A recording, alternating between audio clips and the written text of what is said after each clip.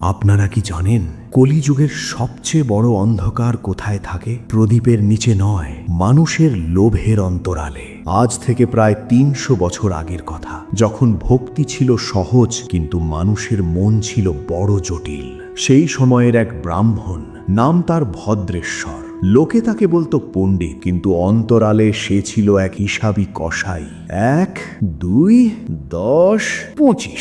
ধুর, আর যজমানটা বড় কৃপণ ছিল। মাত্র ২৫টা মুদ্রা। তার ছেলের আরোগ্য কামনায় আমি ৩ ঘন্টা মন্ত্র পড়লাম, আর সে আমাকে এই তুচ্ছ দক্ষিণা দিল। ওর ছেলের যদি আবার অসুখ হয় তবেই ওর শিক্ষা হবে, তখন ঠিকই ৫০টা সোনা বের করবে। ভদ্রেশ্বরের কাছে ধর্ম ছিল একটি ব্যবসা, আর মানুষের অসহায়ত্ব ছিল তার মূলধন। করুণা তার শেষ সম্বলটুকু নিয়ে অপেক্ষা করছিল পণ্ডিতের জন্য, যদি একটু দয়া মেলে। করুণা কাঁদতে কাঁদতে, ঠাকুর মশাই, আমার নীলু ৩ দিন ধরে জ্বরে অচৈতন্য। কবিরাজ বলেছে নারায়ণ পূজা দিলে ও সেরে উঠবে। আমার কাছে আর কিছু নেই, শুধু এই রূপোর বালাজোড়া আছে। আপনি কি একবার আসবেন? ভদ্রেশ্বর বালাজোড়া হাতে নিয়ে পরখ করে, রূপো তো কালছে হয়ে গেছে, খাদের ভাগ বেশি। এই সামান্য জিনিসের জন্য কি নারায়ণের মতো বড় ঠাকুরের পুজো হয়? ঠিক আছে, তোর ছেলে বলে কথা, আমি আসবো, কিন্তু পুজোর ঘি আর পঞ্চামৃত তোকে জোগাড় করতে হবে, না পারলে পুজো হবে না। ভদ্রেশ্বর জান করুণার ঘরে এক ফোঁটা ঘি নেই। সে আসলে চায় ওই রূপোর বালাকা বিনা পরিশ্রমে হাতিয়ে নিতে। সে পুজো করতে না গিয়ে ওই সময়টা অন্য এক ধনী যজমানের বাড়িতে কাটালো। সন্ধ্যায় খবর এলো করুণার ছেলে আরো অসুস্থ হয়ে পড়েছে। মানুষ যখন সীমা লঙ্ঘন করে তখন প্রকৃতি তাকে শেষ সতর্ক বার্তা দেয়। ভদ্রেশ্বর জানতোলা আজকের রাত তার জীবনের শেষ সাধারণ রাত হতে চলেছে। ভদ্রেশ্বর বিরক্ত আর ভীত স্বরে, কে এই মাঝরাতে কে আপদ এলো?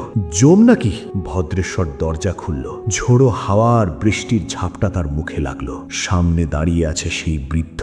তার শরীর দিয়ে জল ঝরছে না, বরং মনে হচ্ছে জল তাকে স্পর্শ করতে পারছে না। কিন্তু তার মুখটা জরাজীর্ণ, কুষ্ঠ রোগে আক্রান্ত।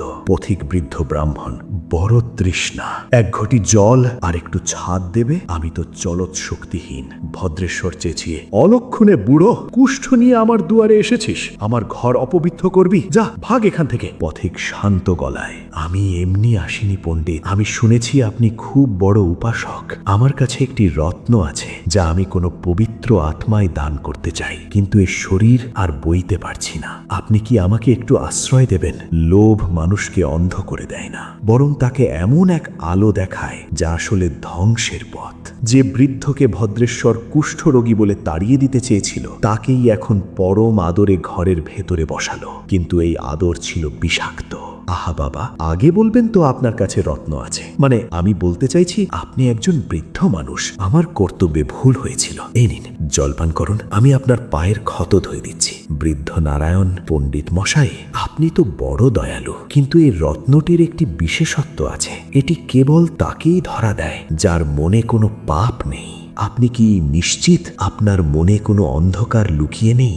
ভদ্রেশ্বর একটু থতমত খেয়ে, পাপ বলেন কি বাবা? আমি সারাদিন পুজো আচ্চা করি, শাস্ত্রে আমার অগাধ জ্ঞান। আমার চেয়ে পবিত্র এই গ্রামে আর কে আছে? সেই আলো কোনো প্রদীপের ছিল না, সেই আলো ছিল মহাকালের। ভদ্রেশ্বর সেই রত্নটির দিকে এমনভাবে তাকিয়েছিল যেন সে নিজের আত্মাকেই ইক্রি করে দিতে পারে ওই পাথরটির জন্য। বৃদ্ধ শান্ত গলায়, এই সেই ছয়মন্তক মুনির অংশ। এটি যার কাছে থাকে তার ৭ পুরুষ কখনো গরিব হবে না, কিন্তু শর্ত একটাই, এটি পেতে হলে আপনাকে আগামীকাল সূর্যোদয় পর্যন্ত আমার সেবা করতে হবে। আমি যদি খুশি হই তবেই এটি আপনার। ভদ্রেশ্বর উত্তেজিত হয়ে, আমি রাজি, আপনি যা বলবেন আমি তাই করব। আপনার খিদে পেয়েছে? আমি এক্ষুনি খাবার নিয়ে আসছি। পাপের ঘোড়া যখন পূর্ণ হয় তখন মানুষের বুদ্ধি সবার আগে বিলোপ পায়। ভদ্রেশ্বর সিদ্ধান্ত নিল সে আজ রাতেই বৃদ্ধকে চিরতরে ঘুম পাড়িয়ে দেবে।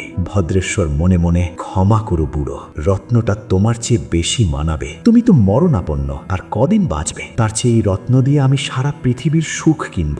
মানুষ যখন কাউকে বিষ দেয় সে জানে না যে সেই বিষের প্রথম পাত্রটি সে নিজেই। ভদ্রেশ্বর ভাবছিল সে এক ভিখারিকে মারছে, সে জানতো না সে স্বয়ং মৃত্যুকে আমন্ত্রণ জানাচ্ছে। ভদ্রেশ্বর গলা কেঁপে যাচ্ছে, বাবা এই নিন, অন্ন দিয়েছি, অনেক কষ্টে জোগাড় করেছি, এটা খেয়ে নিন, শরীরে বল পাবেন। বৃদ্ধ ধীরে ধীরে চোখ খুললেন। সেই চোখে কোনো রাগ নেই, আছে শুধু এক গভীর করুণা। তিনি ভদ্রেশ্বরের দিকে এমনভাবে তাকালেন যেন তিনি তার মনের ভেতরের বিষটুকুও দেখতে পাচ্ছেন। বৃদ্ধ হাসলেন। পণ্ডিত মশাই, শাস্ত্রে বলে অন্নই ব্রহ্ম, আর এই অন্ন আপনি নিজ হাতে আমার জন্য এনেছেন। কিন্তু আমি চাই আমার প্রথম গ্রাসটি আপনি আমাকে নিজের হাতে খাইয়ে দিন। ভক্তের হাতের অন্ন যে বড় মধুর হয়। অন্যায় যখন চরম সীমায় পৌঁছায় তখন জড় বস্তুও কথা বলে ওঠে। ভদ্রেশ্বর যা দেখল তার জন্য সে প্রস্তুত ছিল না। ভদ্রেশ্বর আর্তনাদ করে, হে কি হচ্ছে? রক্ষা করুন বাবা। আপনি কে? আপনি কি কোনো মায়াবী জাদুকর? বৃদ্ধ উঠে বসলেন। তার কণ্ঠস্বর এখন মেঘের গর্জনের মতো গম্ভীর। ভদ্রেশ্বর, আমি মায়াবী নই, আমি তোমার পাপের আয়না। যে অন্ন তুমি আমাকে দিয়েছিলে তা ছিল তোমারই কর্মের ফল। তাকিয়ে দেখো তোমার সেই রত্নের দিকে। লোভী মানুষ যা পায় তা শেষ পর্যন্ত তার গলার ফাঁস হয়ে দাঁড়ায়। ভদ্রেশ্বর যে রত্ন চেয়েছিল আজ সে সেটি পেল, কিন্তু এই প্রাপ্তিই হবে তার জীবনের সবচেয়ে বড় দণ্ড। বৃদ্ধ দাঁড়িয়ে পড়লেন। তার জরাজীর্ণ শরীর থেকে এখন তেজ বেরোচ্ছে। এই রত্ন তোমার হাত ছাড়বে না পণ্ডিত। এটি তোমার লোভের প্রতীক। তুমি সম্পদ চেয়েছিলে, এখন থেকে তুমি যা স্পর্শ করবে তাই সোনা হয়ে যাবে। কিন্তু মনে রেখো, সোনা খাওয়া যায় না, আর সোনা কাউকে ভালোবাসা দিতে পারে না। ক্ষুধা আর তৃষ্ণা মানুষের আদিম প্রবৃত্তি, কিন্তু যখন প্রকৃতি রুষ্ট হয় তখন এই সাধারণ জলও দুর্লভ হয়ে দাঁড়ায়। ভদ্রেশ্বর বুঝতে পারেনি তার দণ্ড কতটা নিখুঁত। না না, হতে পারে না। ভগবান, আমাকে মারুন, কিন্তু এই তৃষ্ণা থেকে মুক্তি দিন। এক ফোঁটা জল, শুধু এক ফোঁটা জল। মানুষ যখন সব হারায় তখন তার সবচেয়ে আগে মনে পড়ে সেই মানুষটার কথা যাকে সে সবচেয়ে বেশি কষ্ট দিয়েছিল। ভদ্রেশ্বর আজ বুঝতে পারছে করুণা সেই চোখের জলের দাম কত ছিল। করুণা, আমাকে এক আঁজলা জল দে, আমি তোকে অনেক সোনা দেব। দেখ, আমার হাত দিয়ে যা ছুঁই তাই সোনা হয়ে যায়। হে দেখ, তোর বাড়ির মাটি। ভদ্রেশ্বর মাটি ছুলো আর সেই ধুলো সোনার বালিতে পরিণত হলো। কিন্তু করুণা নড়ল না, সে স্থির চোখে তাকিয়ে রইল। করুণা শান্ত ও নিস্পৃহ গলায়, পণ্ডিত মশাই, সোনা দিয়ে কি মরা ছেলেকে ফিরে পাওয়া যায়? নীলু যখন জল চেয়েছিল আমি জল দিতে পারিনি। আজ আপনার কাছে কোটি কোটি টাকার সোনা আছে, কিন্তু এক ফোঁটা জল কি আপনার নসিবে আছে? অহংকার যখন চূর্ণ হয় তখনই ভক্তির জন্ম হয়। ভদ্রেশ্বর আজ আর ব্রাহ্মণ নয়, সে আজ এক অতি ক্ষুদ্র মানুষ যে নিজের পাপের আগুনে পুড়ে ছাই হয়ে গেছে। ভদ্রেশ্বর শেষ শক্তি দিয়ে, হে জগন্নাথ, হে দয়াময়, আমি বুঝেছি আমি সোনা চেয়েছিলাম, তুমি আমাকে সোনা দিয়েছ, কিন্তু আমি মানুষ হতে চেয়েছিলাম না। আমার এই রত্ন তুমি ফিরিয়ে নাও প্রভু, আমাকে মুক্তি দাও, আমি আর কিছু চাই না। মানুষ ভাবে সে ভগবানকে ঠকাচ্ছে, কিন্তু ভগবান তো কেবল খেলা দেখছেন। যখন মানুষের দম্ভ বালির বাঁধের মতো ভেঙে পড়ে তখনই মহাকাল তার স্বরূপে দেখা দেন।